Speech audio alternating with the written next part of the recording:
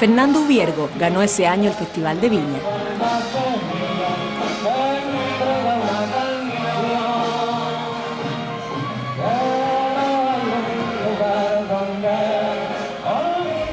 Ese año 1978 va a ser complicado para Augusto Pinochet. No solo porque está empeñado en seguir controlando la seguridad interna frente a una oposición cada vez más organizada, sino porque además se le viene un nuevo frente de conflicto: los derechos humanos. Los últimos días del año 78 transcurrieron agitados. Santiago era sede de un simposio internacional sobre derechos humanos que presidió el cardenal Silva Enríquez. Hubo críticas explícitas a la moneda.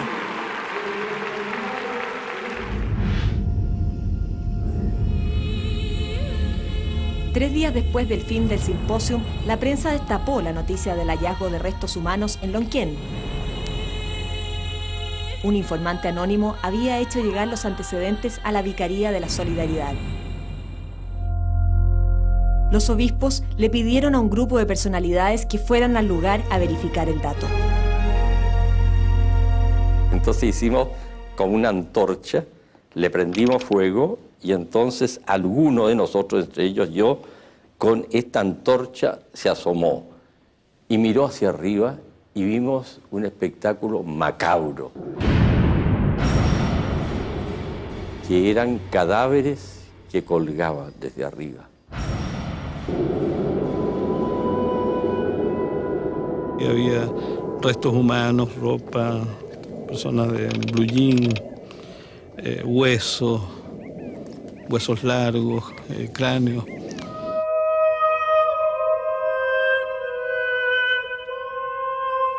La conmoción pública fue tal que la Corte Suprema nombró al magistrado Adolfo Bañados como ministro en visita.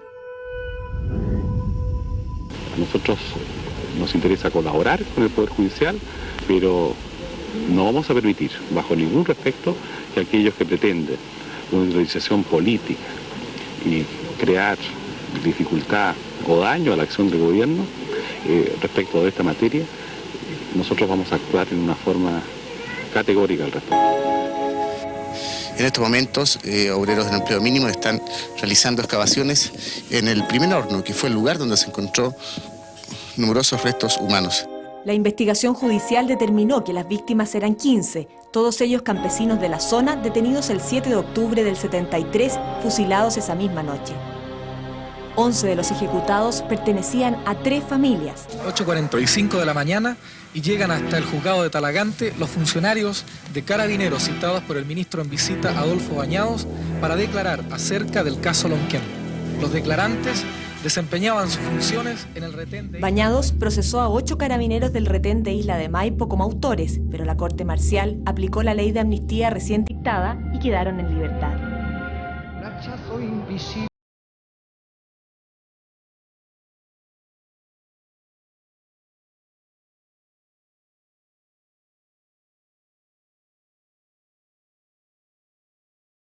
Lo más grande que tiene uno. Y perder 4 hijos al tiro. Yo creo que eso es lo más grande, oiga, perder 4 hijos al tiro de un viaje y nunca más saber de ellos.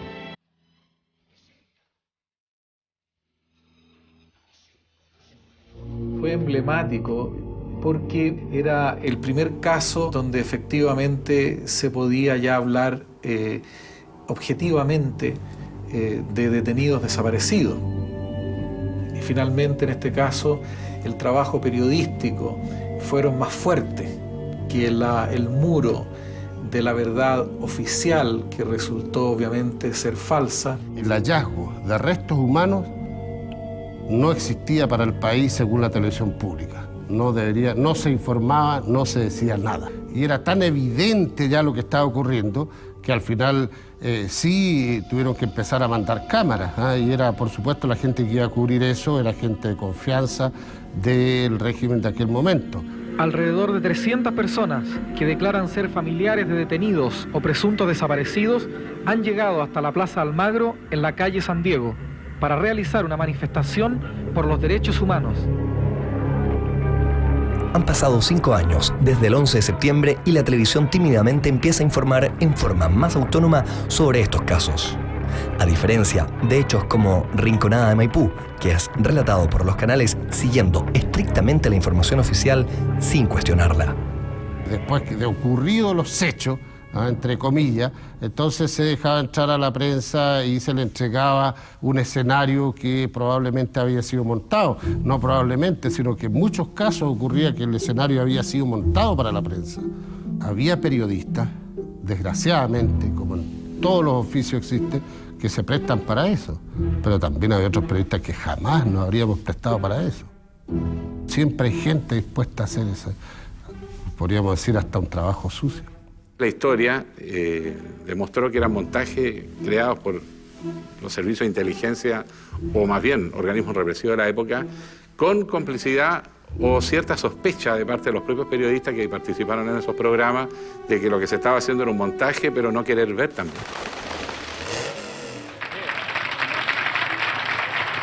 Coco Legrand irrumpió con un nuevo personaje, el Lolo Palanca, que personificaba a los jóvenes de entonces. Trulalala, llegó papá flaco, ¿cómo estáis? Pinturita clásica, ¿qué es tu buena vida, loco? ¿En qué onda andáis? ¿Cómo que en qué onda? ¿En Yamaha, loco? ¿No es que después me la quitan? Y esa onda es precisamente la que van vacilando, así los lolos, escuchando mucho la música, ¿me entiendes? Hasta cuando de repente, ¡pum!, la neblina. El mismo caso del cocido. Y ahí como que no ven nada, ¿me entendí? O sea, como que les viene así el apagón cultural total, ¿cachai? O sea, no cachan nada para adelante. No alcanza así a pensar cuando... ¡Pah! Mugre y media contra el poste, así, aplaudiendo el poste. Así quedó el auto. Ahí llegan los carabineros, y siempre hay como un carabinero chico, ¿sabes? Fíjate. Y llega... ¿Qué pasó aquí? ¿Qué pasó aquí? ¿Sabes qué perdona?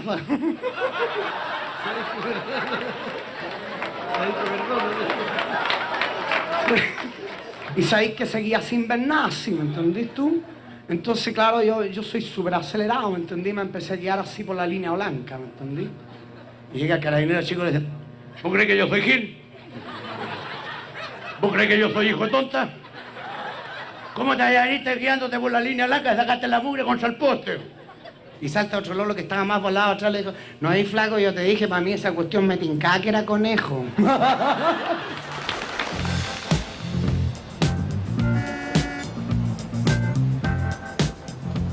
Como se ve, los tacos no eran asunto que quitara el sueño a los santiaguinos en esa época. Como parte de la modernización, se instalaron los primeros semáforos sincronizados, un gran adelanto. Entre Las Tranqueras y Tobalaba hay 17 semáforos. Es posible recorrer ese tramo en solo 6 minutos, sin detenerse en ninguna luz roja. Los buenos resultados económicos de fin de año se vieron opacados con una resolución de Naciones Unidas.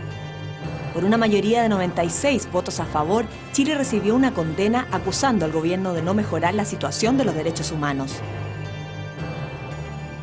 Ante esta actitud tan canallesca, el Frente Juvenil ha tomado la firme resolución de rechazar cualquier intento de agresión foránea respecto de nuestra dignidad y respecto a nuestros legítimos intereses que podemos tener como pueblo libre. Mientras más se ataca Chile desde afuera, mientras más quieren magnificar hechos que siendo pequeños dentro de Chile tratan de presentarlo hacia afuera como si fuera el terror que existiera. Yo les digo, este hecho significa que Chile día a día se va a unir más como un bloque monolítico para resistir y afrontar cualquier situación extrema. 5 días después, el presidente Pinochet convocó una consulta en plebiscito para rechazar la resolución. El 4 de enero, 5 millones de chilenos fueron a las urnas. El voto decía sí o no para respaldar a Pinochet en defensa de la dignidad de Chile y además legitimar su conducción del país.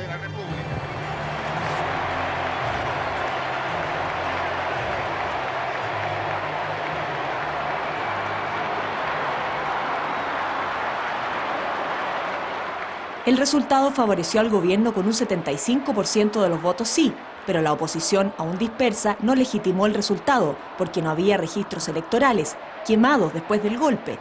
La prensa seguía restringida y no había control externo del proceso. Sin embargo, un nuevo flanco se le abre al general Pinochet. Esta vez desde el otro lado de la cordillera de los Andes. El programa Secretos de la Historia nos cuenta qué pasó en aquel convulsionado 1978. No voy a ser así, César. No, ¿sabes qué? No, ¿sabes qué? Ando en una onda así súper extraña, o sea... como amargado, como triste, ¿no? No, es que los días cambian así, de repente sol, de repente lluvia, ¿cachai? No puedo salir en la moto, así, de repente temblores. ¿Vos creí en los temblores así o no? No, sí, claro. Soy Gilbo, igual que todos los chilenos, son los argentinos que van empujando la cordillera.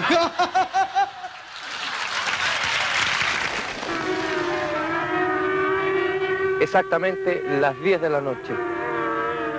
Y el sonido de esta sirena indica que deben ser apagadas todas las luces. Metafóricamente, Buenos Aires comienza a ser bombardeado desde el aire. En la ciudad de Buenos Aires se respiraba un clima de guerra en noviembre del 78. Las operaciones de oscurecimiento alertaban de un inminente ataque aéreo por parte de Chile. En cambio, en Chile, el gobierno mantuvo estricto y hermético silencio y prácticamente no había información. El año anterior, el 77, el gobierno trasandino de la Junta Militar había declarado insanablemente nulo el fallo arbitral de la reina Isabel II, que daba la soberanía a Chile de las 3 islas del canal de Beagle en disputa, Picton, Nueva y Lennox.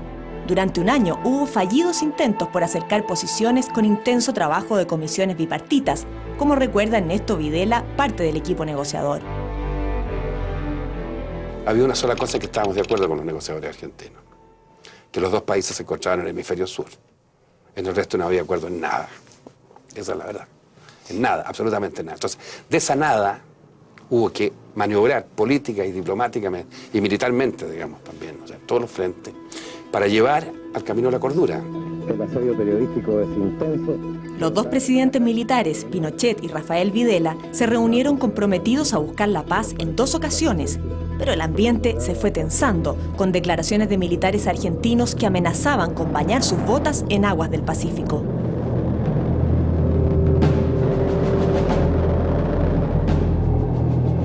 En la zona austral, el general Nilo Flodi era el comandante de las fuerzas militares terrestres e intendente en Punta Arenas. En forma urgente, convocó a los ciudadanos y les habló de los peligros con toda franqueza.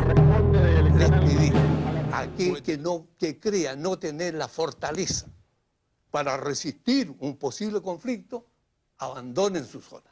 ¿Usted me va a creer que no se fue ni un solo magallánico? Ni uno. La orden del general Pinochet fue activar un plan defensivo cuando se veía inminente el ataque argentino. Primero, emplearemos todos los medios de derecho. Tampoco seremos agresores, pero sí sabremos defendernos. Y lo haremos, como acabo de decir, con nuestras propias vidas, porque nuestra patria no se va a mancillar ahora ni nunca. Muchas gracias. O sea, no tenemos igualdad, eran superiores ellos.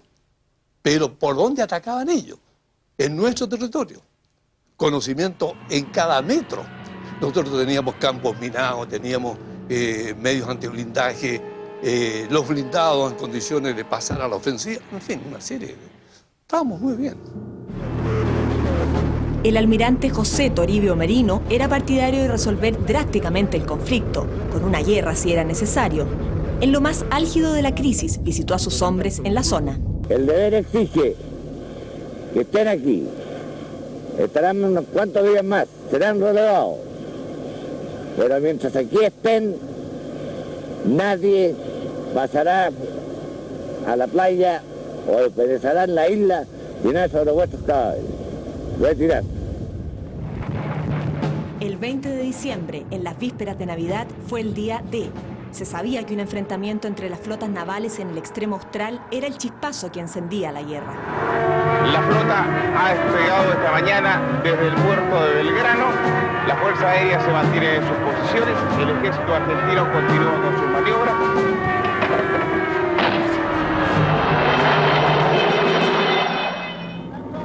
Ese día, el almirante Raúl López Silva, comandante de la escuadra chilena, supo que la flota argentina había zarpado rumbo a las islas y decidió salir al encuentro. General, ¿qué tan cerca estuvieron ambas flotas? Exactamente, no sé qué distancia sería, pero yo creo que estarían a horas. A horas.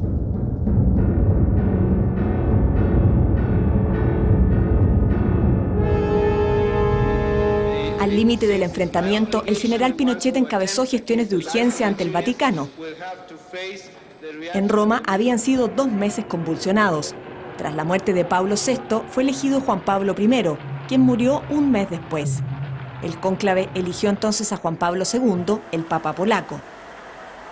El nuevo pontífice aceptó mediar en el conflicto y la guerra se apagó justo a tiempo. ¿Realmente estuvimos a minutos de la guerra? Viéndonos, los soldados estaban mirándose. Cuando vino la Pascua el año 78, se saludaron en la frontera en muchas partes. Hicieron salud, en fin, con agua, no sé lo que habría en ese momento, una chupica al diablo, para hacer frente a esa situación.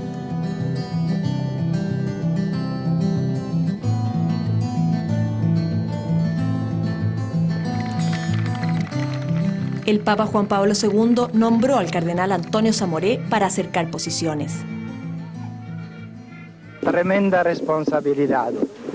Sin embargo, con la ayuda de Dios y de la Virgen del Carmen, confiamos que se logre la paz, que si acaso el problema es difícil, la paz siempre es posible. La mediación fue solo el primer paso. El 8 de enero del 79 se firmó el Acta de Montevideo para comprometerse a una solución pacífica, pero venían 6 años de complejas negociaciones entre comisiones bilaterales antes de lograr un tratado de paz y amistad con Argentina definitivo. Ese camino agreste de la montaña que tantas veces juntos nos vio reír, sabe cómo se mueren las esperanzas, porque me han visto triste pasar sin ti.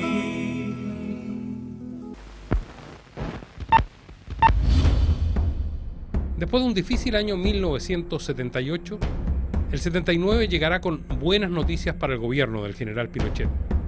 Pero antes, al finalizar ese año, el cargado y aún polarizado ambiente nacional goza de un buen descanso, gracias a un novedoso y gran evento televisivo. En esta cruzada de amor que se llama Teletón. Queríamos empezar el programa de otra manera, pero al entrar se acercó una niñita, ella quiere entregar su alcancía.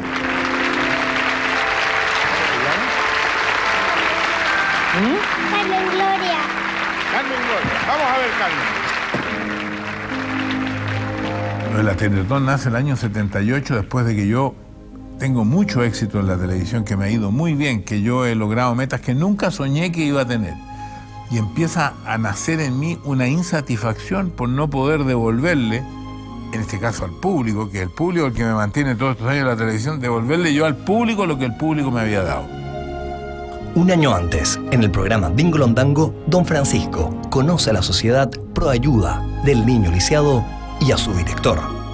Me invita a la calle Huérfano, segundo piso, con un esfuerzo tremendo, los niñitos con aparatos los suben en brazos. Yo vi esta cuestión y eso fue amor a primera vista. Estos son los niños que hay que ayudar, estos son los niños que podrían tener mucho futuro si los ayudamos.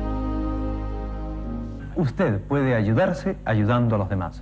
FENSA está adherida a una gran cruzada, Teletón. Dele usted su preferencia a esta lavadora FENSA y estará así construyendo el Instituto del Niño Lisiado. FENSA, hecho para durar. Me preguntaron si Televisión Nacional apoyaría esta causa. Importante aliado en este minuto. Bueno, Canal 13 no tenía una red en aquel tiempo y su gran competidor era Mario Kreuzberger. Por lo tanto, no era una decisión fácil. Pero yo lo planteé en el canal y creo que la inteligencia sobre la competencia primó. Un gran aplauso a las dirigentes. El desafío es mayor, contar con los principales protagonistas de la televisión. Él quería invitar a todos los animadores, a todos los canales que existían en aquella época. ¿Y usted? ¿Cuándo y a qué hora? Salen beneficiados los niños de Chile, salen beneficiadas las industrias, ganamos todo porque estamos todos alegres. ¿Tú has visto algo más completo que eso? El 8 de diciembre de 1978, a las 9:30 de la noche, comienza la primera Teletón, la mayor demostración del poder de convocatoria de la televisión.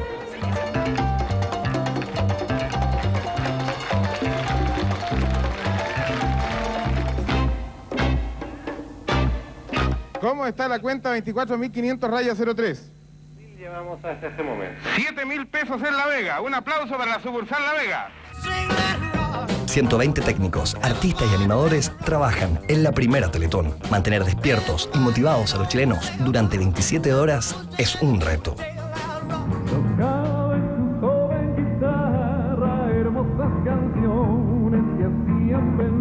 Estamos contribuyendo a que los niños enfermos puedan sonreír.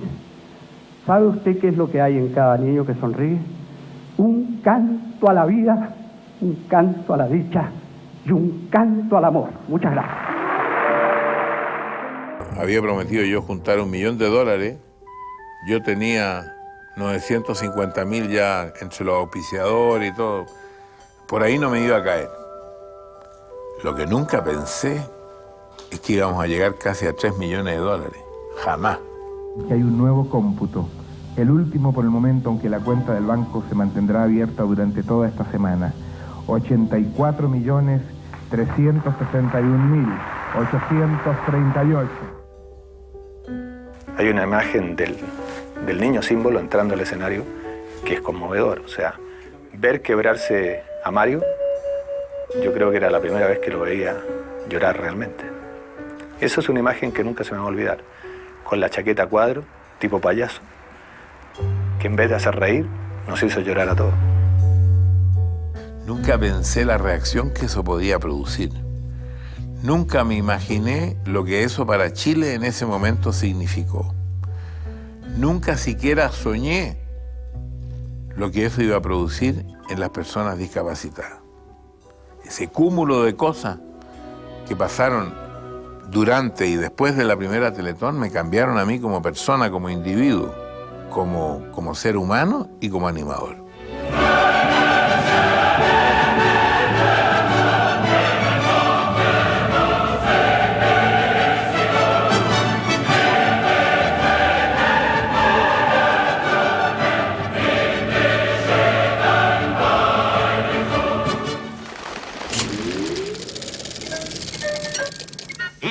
Escoge las revistas más alegres y entretenidas. Tío Rico, Disneylandia, Fantasías, Aventuras y Tribilín de Zigzag. Un mundo maravilloso que alegra. Estos niños, acostumbrados a ver televisión solo en blanco y negro, descubrieron todo un mundo cuando llegó el color a los programas infantiles. Un mundo poético que enriquece la imaginación. Bueno, niños, ahora llega el momento de ustedes. Ustedes tienen que ayudar a Preguntón a revolverse. Así es que, manos en la cintura, arriba todos. ¡Arriba! Tenemos un amigo, se llama Preguntón. Él guarda las cartitas de Arica, Concepción, Valdivia, Punta Arenas, Coquimbo y La Unión. Cartas de todo Chile y el Centro y el Panteón. Y ahora, a la camita, a la camita. Lo dije yo primero, lo dije yo primero.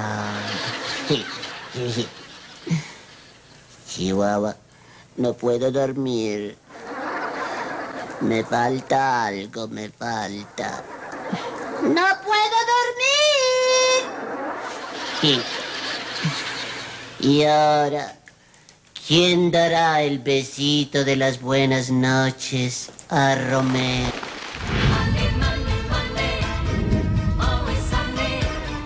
A partir del 79, Chile experimentó un despegue económico notorio, con tasas de crecimiento superiores al 7% anual.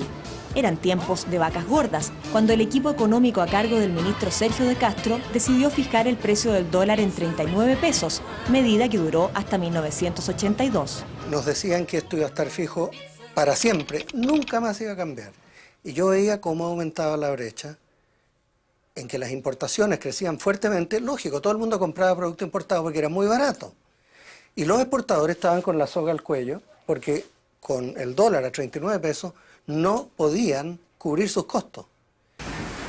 Mensualmente se están descargando 6.000 vehículos.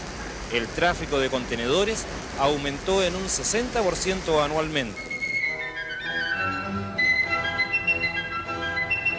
¡Cómprate un auto, Perico! Ismelia, mi amor, mi amor. ¿Cachas el perico que viene ahí? ¡Cómprate un auto, Perico! Ismelia, mi amor.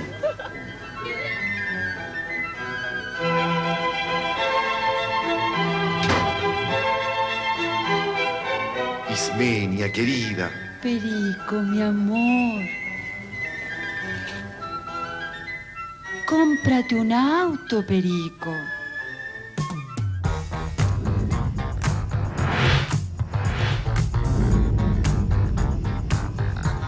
Ya se hablaba del milagro económico. En pleno boom, Coco Legrand dio vida a un personaje, el Cuesco Cabrera, para retratar al nuevo ejecutivo joven. O cualquiera de estos, que sepa francamente que ahora yo me instalé con un driving, ¿entiendes? Atendemos al auto. Estoy como gerente de productos lácteos en ese driving. Vendo Super 8. Lo instalamos ahí en serio, no, es que me di cuenta que el chaucheo es lo que deja, francamente.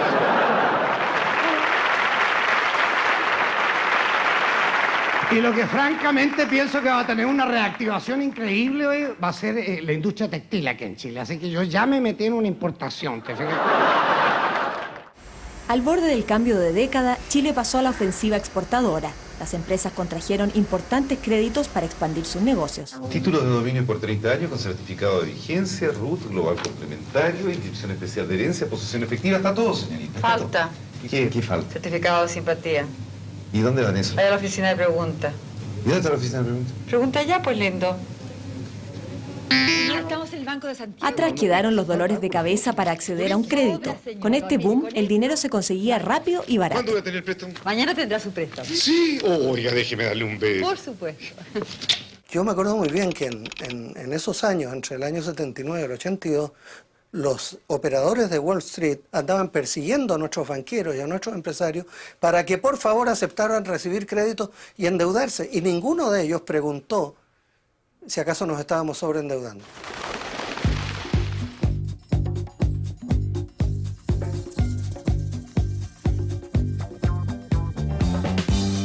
En 1979, la película del momento es Fiebre de sábado por la noche. Su música y baile hacen furor en las discotecas y en los programas de televisión. El optimismo y esplendor danzan al ritmo de la bonanza económica que vive el país. Al principio los recursos eran súper limitados porque era un país en reconstrucción y después nos favoreció mucho el dólar. O sea, el precio del dólar estuvo realmente bajo. Lo que pasa es que vivimos un mundo como de fantasía. Era todo grito y plata, digamos. O sea, se vivió un mundo en que nosotros decíamos esto no va a durar.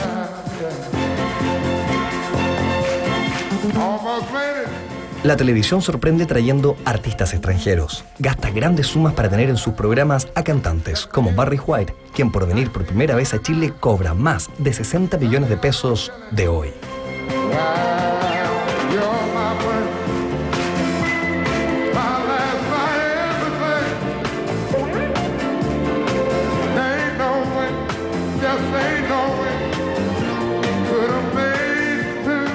El lunes gala vino Barry White con su mujer, que era muy especial, también fue mucho que hablar. Para llevarlo a un restaurante no te digo lo que fue, porque eran 25 personas de su staff.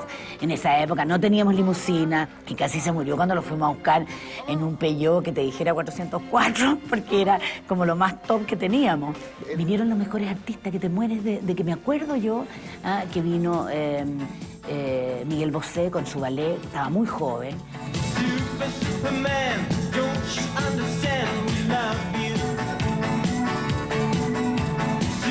Superman, don't you know you are my hero? Era todas las semanas traer a alguien de afuera. Entonces empezamos a organizar, ya a tener una cierta contacto con gente de afuera y con productores de afuera para poder traer a los grandes a este evento, que fue un evento significativo porque los artistas no vienen a cualquier cosa. Tú no sabes qué se siente cuando alguien que tú quieres no te quiere. Que me gustan las mujeres es absolutamente una evidencia. Que me gustan todas es otra evidencia también importante. Ustedes quíranme, pero no me quieran tanto porque me pone mal. Y aunque todo está bien, el futuro podría ser mejor. Por lo menos esos son los augurios que el gobierno entrega a través de la televisión en 1980. ¿Cuál será nuestro futuro? De cada 7 chilenos, uno tendrá automóvil. De cada 5, habrá uno con televisión. Esas son las metas que nos fijamos. Al llegar en 1980, los asesores del general Pinochet lo convencen de la necesidad de iniciar una transición que lleve hacia un gobierno civil. Tras 7 años de suspensión de la actividad política, los chilenos tienen la opción de volver a las urnas para una polémica consulta nacional. Ya viene. Frente a la proposición del gobierno, formulamos una alternativa manifiestamente definida. Yo creo, señores y señoras, que ningún plebiscito donde participe el pueblo, donde se actúa en conciencia, puede ser falso.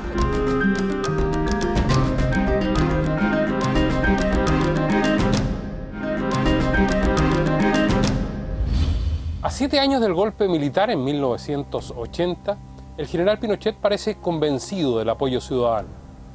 Él pretende seguir siendo presidente de Chile, pero primero deberá abordar un problema grave, su deslegitimidad ante los ojos del mundo. En marzo del 80, el presidente Pinochet dejó al almirante Merino al mando. Él viajaba a Filipinas por una invitación del presidente Ferdinand Marcos. Era un viaje significativo en el contexto de aislamiento internacional en que estaba.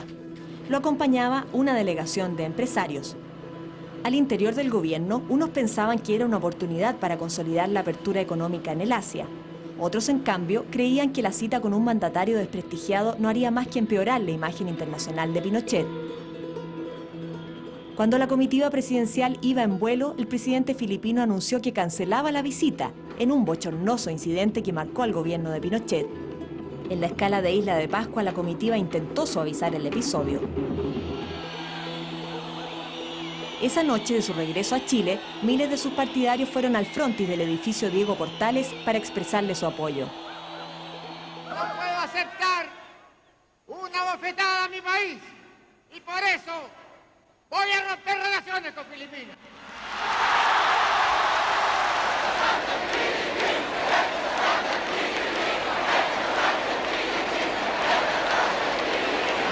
Nos impone. El desaguisado lo pagó el canciller Hernán Cubillos, quien debió renunciar al cargo por no coordinarse con los organismos de seguridad.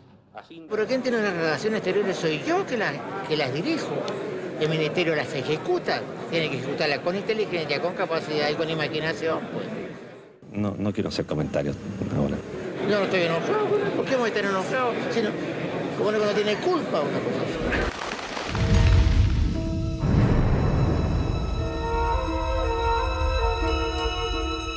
La mañana del 15 de julio, un atentado rompió la tranquilidad en la zona de Providencia. El director de inteligencia del ejército, teniente coronel Roger Vergara, fue emboscado cuando iba a su oficina.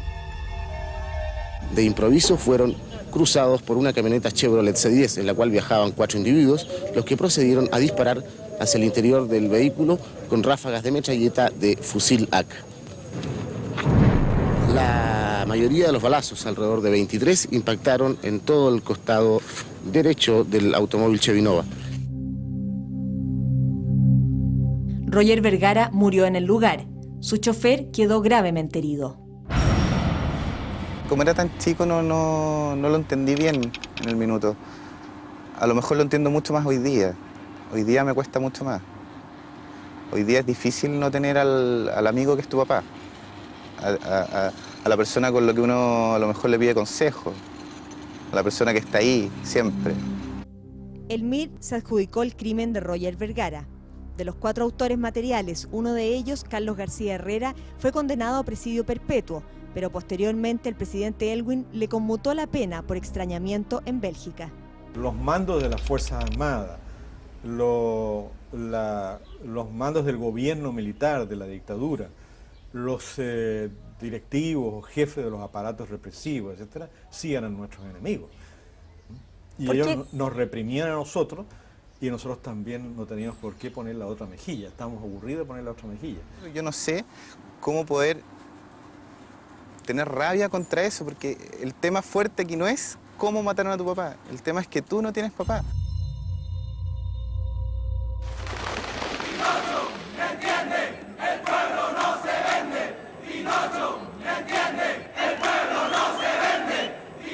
En agosto de 1980, la oposición salió a las calles para protestar por el contenido de la nueva constitución que Pinochet había presentado al país.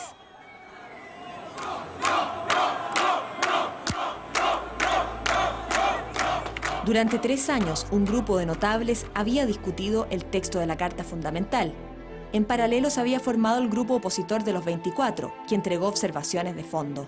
Pinochet llamó a un plebiscito para el 11 de septiembre de ese año para decir sí o no a la Constitución.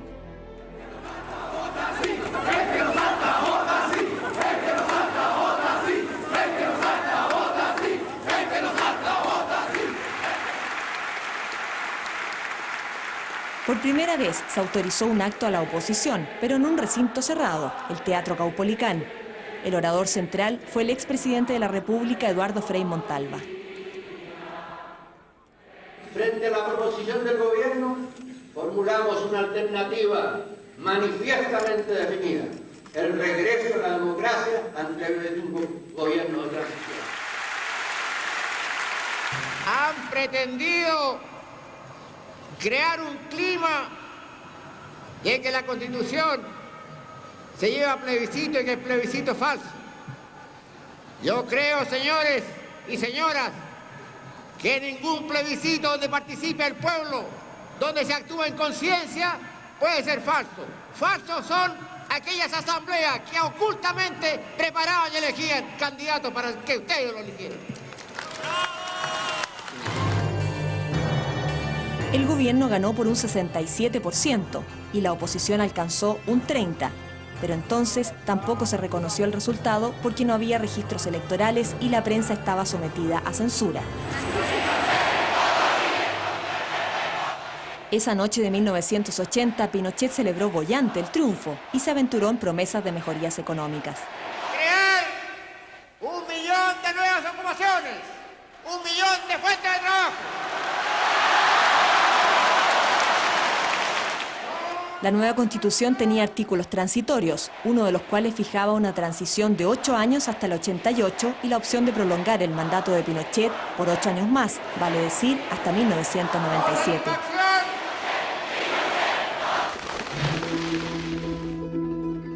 El verano político del 82 estuvo concentrado en la Clínica Santa María. La familia Frei vivía momentos de aflicción por el delicado estado de salud del expresidente de la República, Eduardo Frei Montalva.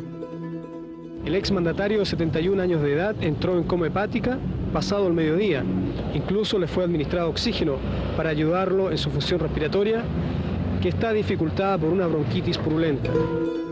El líder de la oposición había sido intervenido el 15 de noviembre de una esofagitis, pero inesperadamente el cuadro se complicó. En las últimas 24 horas, el estado de salud de don Eduardo Frei ha evolucionado a una fase crítica. El 22 de enero, Eduardo Frei murió por un cuadro de septicemia generalizado.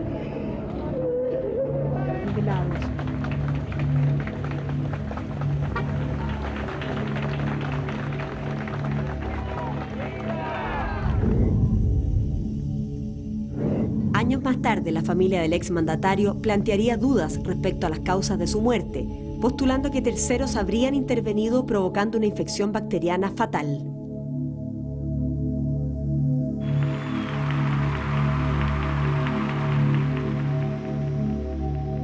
La despedida del exmandatario, gobernante entre 1964 y 1970, fue multitudinaria, a pesar de las restricciones vigentes. Era nuestro líder, era el personaje civil evidentemente más importante. Y había mucha desolación, había mucho susto, mucho temor, había mucha gente que había sido exiliada, mucha gente castigada, los partidos políticos estaban suprimidos, nos habían quitado las sedes. Nuestro faro era la radio cooperativa, que era la única que mantenía una cierta sintonía con lo que pensábamos. Las demás estaban encerradas.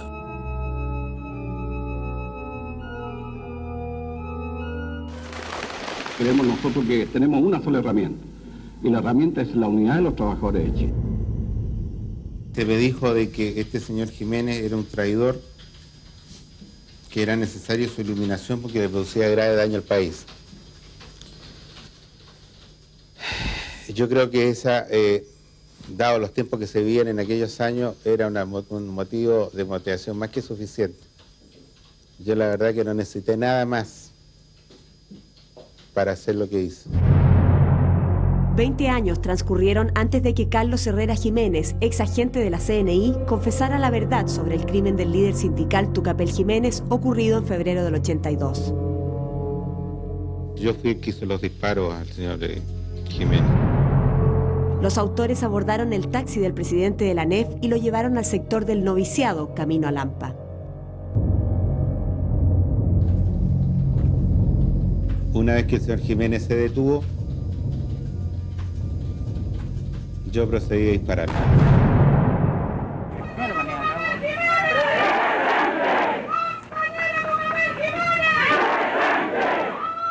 El crimen de Tucapel Jiménez provocó fuerte impacto en el mundo sindical, porque había sido un activo defensor de los derechos laborales y un férreo opositor al régimen militar.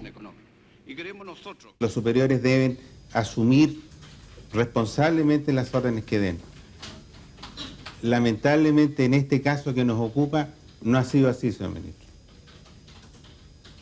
Los superiores, ninguno ha asumido ninguna responsabilidad en estos hechos.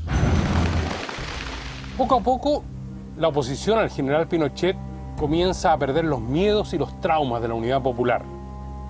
En 1980 comienzan a unirse y organizarse, pero va a ser necesaria una gran crisis económica para que las manifestaciones salgan a las calles. Comienza a gestarse lo que se llamará la protesta nacional. Ya viene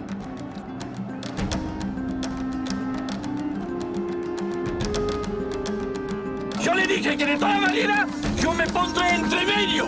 Y si hay la bala de unos huevos de ustedes que me mata, me matará.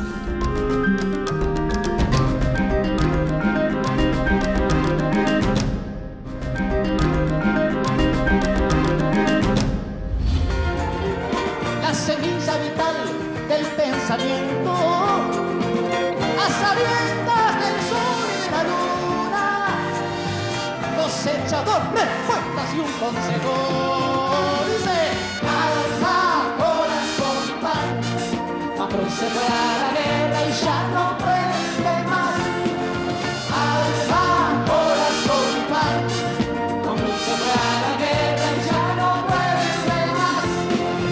Alma, corazón y pan, estoy comprometido con la humanidad. ¡Todos! Alma, corazón y pan, Macron se fue a la guerra y ya no puede más.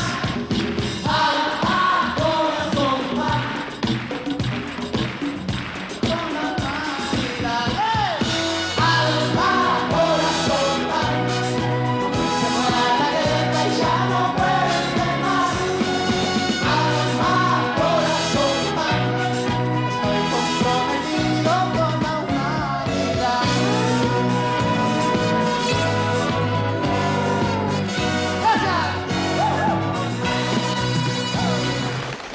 En pleno desarrollo del Mundial, sonaron fuertes los rumores de que el gobierno devaluaría el peso.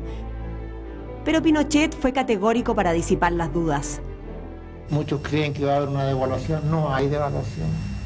Si subiéramos el dólar y bajar el peso, sería como una morfina, hoy estaríamos bien, pero en poco tiempo entraríamos a una espiral que no nos vendría nadie. Días después, el 14 de junio, el ministro de Economía dejó mudos a los actores de la economía. Se ha procedido a devaluar en un 18% el peso a contar de esta fecha, fijando su paridad en relación al dólar en 46 pesos. La gente pensaba que el dólar en 39 era como la Virgen del Cerro, no se podía mover ya, y ahí estaba y todo el mundo lo respetaba. Entonces, cuando se le perdió el respeto al dólar al 39, se produjo un desconcierto en la gente y dijeron, bueno, que hay que comprar dólares entonces. Y se fue al doble rápidamente por especulación. En una semana el precio del dólar prácticamente se duplicó. Ante el descalabro, las miradas acusadoras se volcaron hacia Pinochet. Sé que he sido criticado porque yo manifesté que no se iba a devaluar el dólar, el peso. Yo quiero aquí en esta oportunidad de expresarles a ustedes que si he tomado una resolución ha sido mirando a mi pueblo y no con otra finalidad. Las industrias. Las deudas se fueron multiplicando con las devaluaciones y la solidez empresarial se fue al piso. En 2 años quebraron más de 1000 empresas. Uno de los problemas severos fue el aumento de la deuda externa. Desde el año 77 se había triplicado hasta llegar a 17.000 millones de dólares. La mitad era deuda de privados. Vivimos lo que se llamó la crisis de la deuda externa. Ya se nos olvidó, pero en ese momento, en el año 82, se hablaba de esta gran deuda externa chilena, casi como una carga que iban a tener para siempre las futuras generaciones. 3 instituciones fueron liquidadas, los bancos hipotecarios de Chile, Unido de Fomento, más la financiera SIGA, porque las deudas superaban 3 veces su patrimonio. Otros 5 solo fueron intervenidos, como el Banco de Chile, de Santiago y Concepción.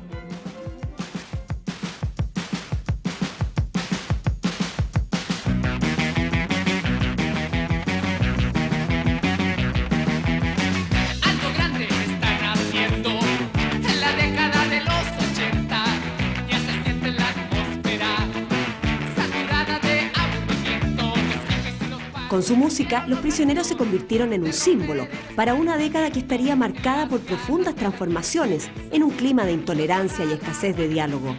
Deja la inercia de los 70, abre los ojos, ponte de pie. Escucha el latido, sintoniza el sonido, agudiza tus sentidos, date cuenta que estás vivo. Ya viene la fuerza, la voz de los 80. 2 años duró la crisis económica que tuvo a 1 de cada 3 familias chilenas sin empleo. Eso desata las protestas que comienzan a desencadenarse mes a mes en las calles de Chile.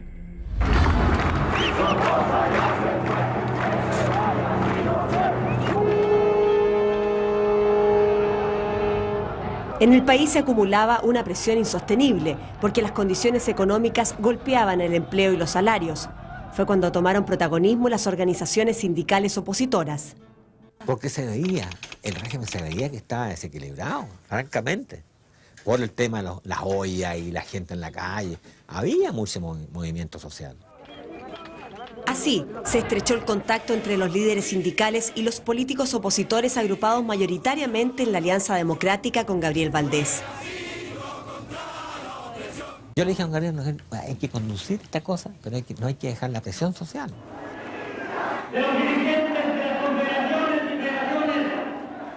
Si Pinochet no se va de esta manera, pero tenemos que agudizar las tensiones.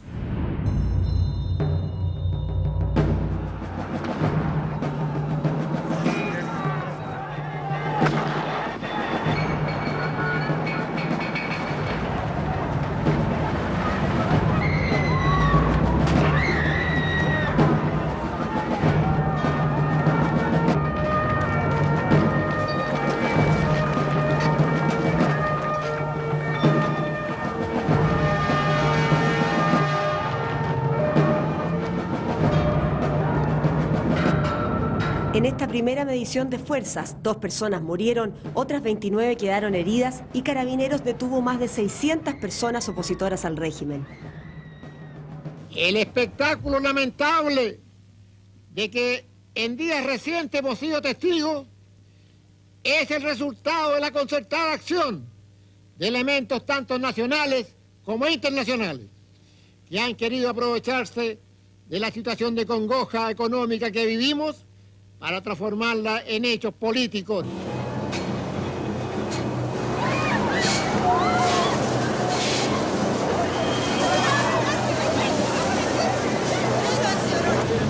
Y por lo tanto la crisis económica produjo efectivamente una desorganización muy importante en el gobierno. Y fue la crisis económica, en mi opinión, y no la oposición la que acortó la vida del régimen.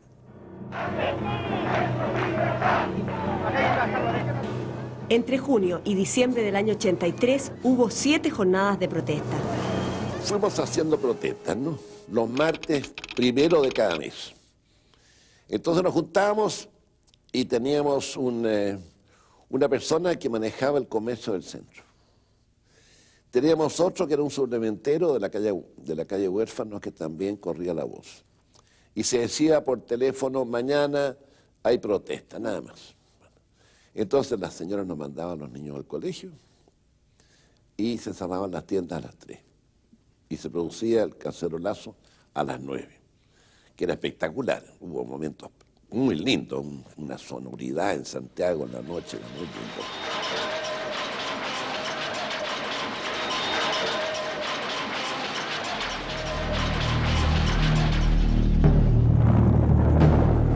Uno de los focos más conflictivos para el gobierno militar en la época de las protestas fue la población La Victoria, tradicionalmente combativa y vinculada a la izquierda. En esos días eran usuales los operativos y allanamientos, y ellos respondían bloqueando las calles.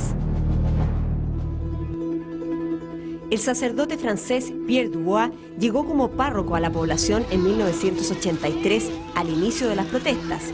En 3 años murieron 10 personas de esta población en los graves incidentes.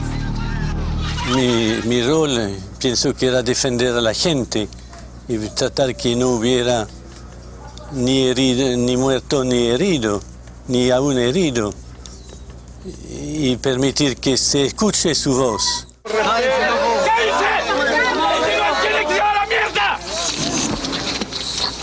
¡Mire! ¡Ustedes, unos huevones, le tiraron una bomba a la tanqueta! La bomba no hizo nada. Puro ruido, puro miedo. No fueron los... ¡Cállate! ¡Cállate! La primera impresión que yo tengo así del padre Pierre, así, qué susto, muy enérgico. Así que tomen su responsabilidad. Yo le dije que de todas maneras yo me pondré entre medio.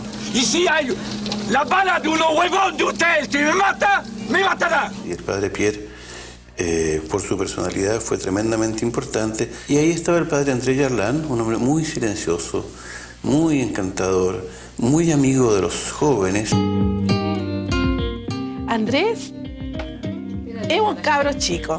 Andrés es la persona que uno lo ve, lo miraba y se acercaba inmediatamente a él, así como que decía, vengan, al tiro, con una sonrisa abierta. Esa persona que todos quieren. Soy el padre Andrés, vicario del padre Pierre. Bueno, francés con el padre Pierre, en Chile de 1 año, y el padre Pierre, él tiene 20 años de Chile.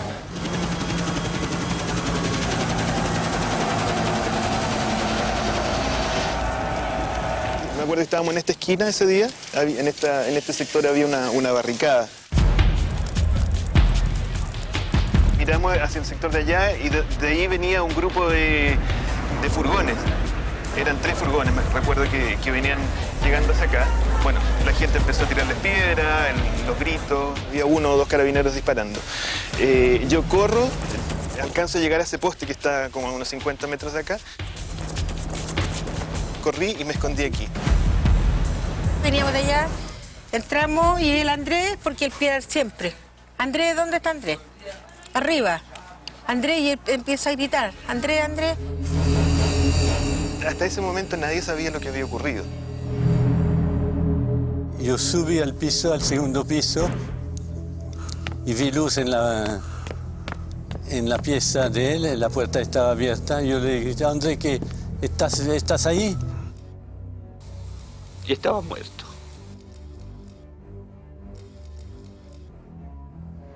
Murió estaba leyendo estos 3 salmos. De protegerte en todos tus caminos. Y él anotó no. En sus manos te habrán de sostener, puso no. Y pisarás cachorros y dragones. Me van a matar. Dios mío.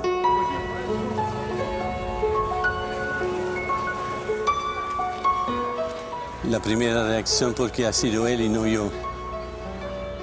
Porque estaba convencido que me tocaría a mí y no a él. Y de hecho, yo tenía mucho más posibilidad de recibir un balazo que él.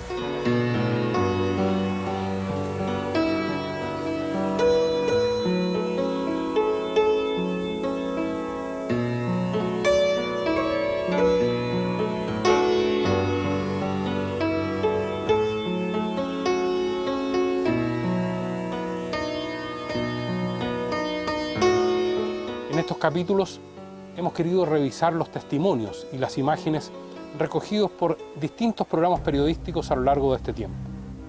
Un trabajo arduo que en muchas oportunidades significó riesgo para periodistas y camarógrafos. Lo hemos hecho en el afán de revisitar nuestra historia y reconstruir la memoria del país. Esto fue 11, el día después. Buenas noches.